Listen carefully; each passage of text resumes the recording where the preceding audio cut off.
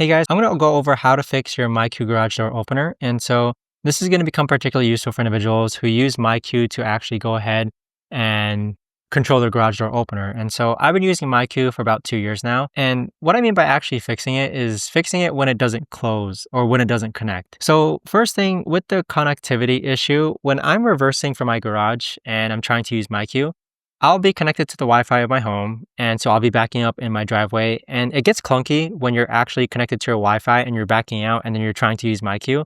That's like the one stage in which I recommend you actually just turn off your Wi-Fi, connect to data, and then close your garage door when you're already connected to your phone's data. Okay, so there's a clear connection and you could actually control your myQ garage door opener via your phone. Now, the second thing is that sometimes your garage door may not be closed. Maybe an object in the shelf has fallen and blocked the sensor. Maybe you didn't push your trash cans fully in and they're also blocking the sensor. Those are just blockage issues when it comes to fixing your myQ garage door opener from not closing. Now, this has happened to me actually a couple times where everything will be clear, but the sun will be directly hitting the sensor. And so it thinks that there's something there.